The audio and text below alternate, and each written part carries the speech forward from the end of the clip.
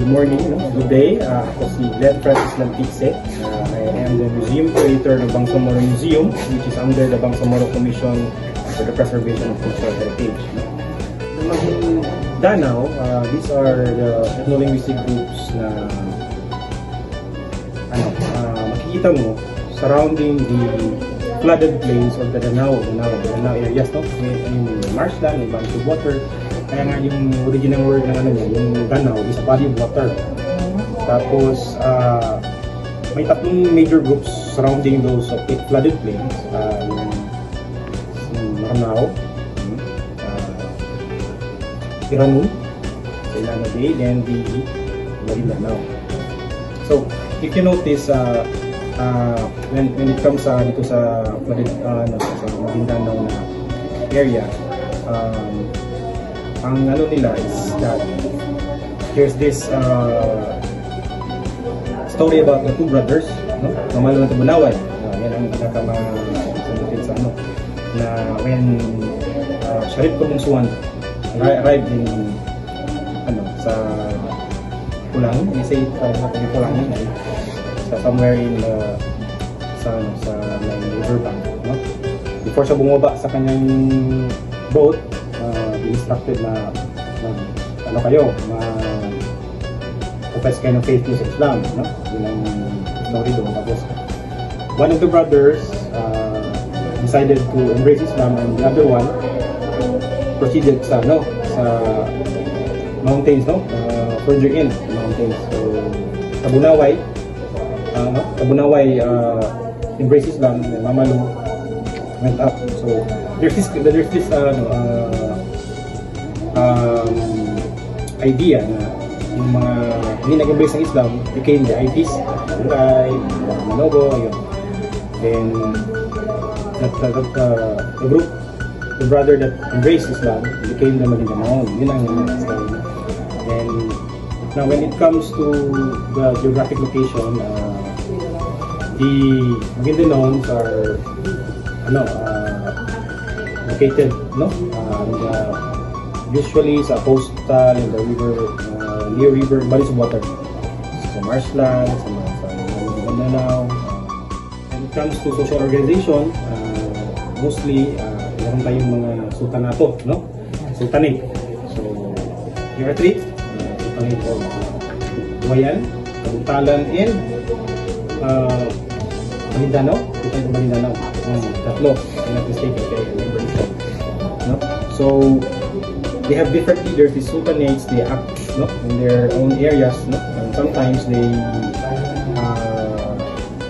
unite for a common goal. For example, fighting against the oppressors, fighting against the colonizers, no?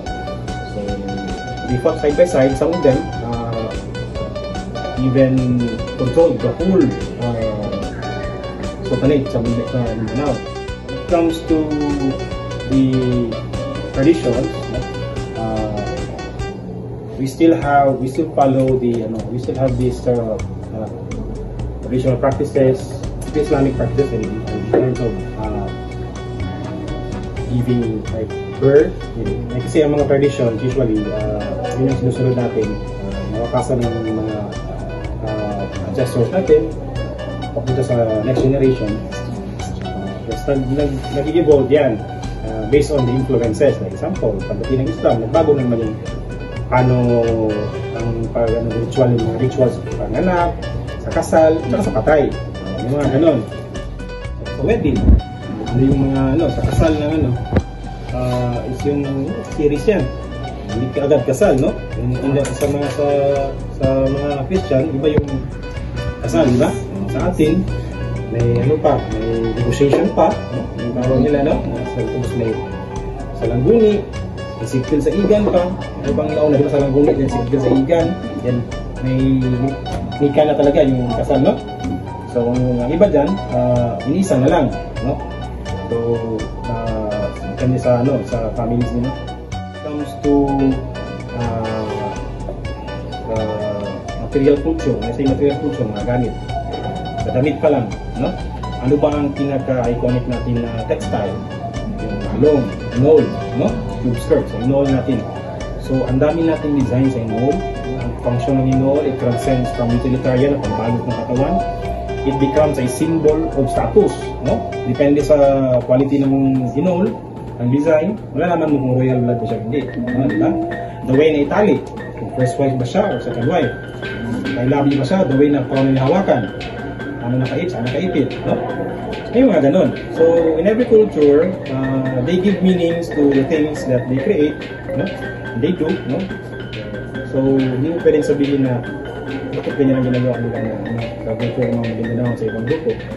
Yun ang tinatawag natin na iba-iba yung pag-interpret ng meanings. Iba yung malong ng Maranao, which is called malong landap. Meron din, depende sa paano pagka-design, may iba ang pero the known malong sa Maranao is malong landap. Iba rin yung malong na tawag sa Iranon, yung binaludan. Binaludan. It's a different technique. Hindi siya yung diretso weave, i-dry pa nila yung sinulid. Talian ng dahon ng saging, tapos ikukulayan yung sinulid before i-weave. Sa atin naman, yung maganda naman, footloom, no? Diretso siya, weave siya, tapos ito sa kulay ng sinulid. So yun, creativity, it shows yung design, no? Influenced by how they see the world, no? Sa world view nila. Then when it comes to music, of course, we have the kulintangan sound, no? Yung set ng kulintangan natin, no? Which is shared with other groups. Mag-vary lang yan sa type of music natin tugtog, no? Tapos, may iba, yung musical instrument, it's of Southeast Asia, ang gabakan nila, yung drums, atin nakatayo, kaya nakahiga, dalawang pinapalo. And then, may iba yung number of kulintang, 8 sa atin, ang iba 5, ang iba siyam. So, may mga ganun na mga differences. And we also have this, yung kutyapi, no? So, yan. We just acknowledge, we acknowledge, no, that we have virtuosos, no? Magaling talaga yung masters, no? But unfortunately, wala pang sa newer generation na gusto sumunod. But with what we are doing now, we think there's a group of young generation doing their best to become masters na rin. They have this vision na kailangan nilang matuto kasi yun nga, matanda na yung mga nagturo sa kanila. So, usually kapag may gathering, may event, no? Kasi nakita ko sa kasal, pag may enrollment, yun, usually I'm not really particular with kasi may parang naka-costume din ng parang hayop, hindi alam kung sabi nila unta ang tawag. Hindi ko pa distinguish kung if it's camel or a horse, but iba kasi itsura. May kasabi camel daw, so yan, Middle Eastern influence sa Islam, no? Kasi pag hindi ko lang alam, pero I haven't heard na siguro hindi ko pa nabasa kung ano bang camel na nabuhay sa atin, pero alam ko lang may snow elephants, pero the camel, hindi ko natin sure ano yung pero but it's part of the kasagayan, sumasayaw, and the colors, no? Common sa atin, ibang colors na common sa atin yung inalagay sa yung flags natin sa pandala. Yellow, green, red. Cotabato Cave is a natural heritage. Natural siya, natural occurring, hindi gawa ng tao, no? So, ang heritage kasi natin, meron niyang nahawakan, yung tangible, at saka hindi nahawakan, no? So, part siya ng nahawakan, pero naturally occurring. Meron mga tangible heritage natin, gawa ng tao, no? Tapos, yun, natural heritage siya, of significance, kasi mahalaga siya, kasi nga, historically, may mga kwento na meron daw labusan daw yan, may mga kwento gano'n, tapos sa ibang lugar, tapos of course sa batas ang mga kuweba is pagmamayari ng gobyerno, so bawal mo i-renovate, bawal mo lagyan ng mga sala dyan, bawal mo lagyan ng bawal mo gibain, bawal ka magkuha ng, kung may mga paniki man yan, bawal mo i-harvest yung guano, yung poop ng paniki. So yun, so yan, nasa batas yan na lahat ng bodies of water, yung mga caves, pagmamayari yan ng government. So yun, significant siya kasi nga ang story dyan, yung PC Hill, may access po sa taas, tapos yung part dyan may kwento na yung saan nagliligo yung ano, yung connected na yun siya doon, yung tubig, na nagliligo yung kung sultan ka, doon ka maligo. Tapos pag hindi mag-appear yung puting bato, hindi ka daw sultan, wala ka sa bloodline. May mga ganun na kwento. You can research further on that. Yun, sa Cotabato Cave. I'm not really sure about the ano pang mga myths and legends sa Cotabato Cave, but since it's a natural heritage, it's significant. Mosque was funded, no? The construction was funded by the Sultan of Brunei. So, of course, dito kasi may pinakamaraming population ng Muslims. So, maybe it nagano ng out of his generosity, nagbigay ng pera yung yung funder niya, i-fund niya yung paggawa ng napakalaking mosque, no? So it's a structure that reminds us of our identity, and it reminds other people that Islam is prevalent here in Maguinda, in Cotabato, in this area, in Barm, no? So we also have, kasi have you asked yourselves bakit ang dami-daming masjid? Yes. Nagkatabi-tabi. One reason ay ang maano ko is that Muslims pray 5 times a day, and it's sunnah to pray talaga sa masjid, di ba? So pag galing ka sa field, nagtanim ka, galing ka sa dapat like yun yung maraming masjid kaya para one way na para mas madali ka maka-access. When it comes to subsistence patterns ng mga ng traditional ng mga traditional subsistence patterns ng mga Mindanao, it's common sa mga tao when they live in a community, no? They interact with their environment. Based sa environment nila, yun ang usually ang nagiging nila hanap buhay.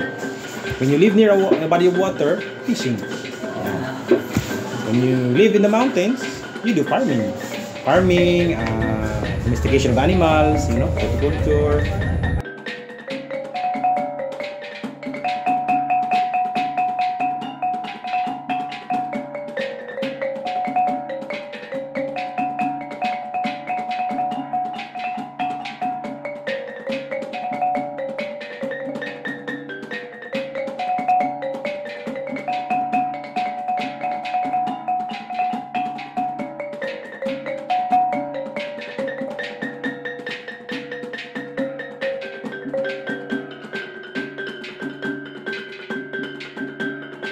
Actually, ang sagot ko dyan is obey your parents. Diba? Sila yung nauna sa atin, no? Sila yung nakakaalam.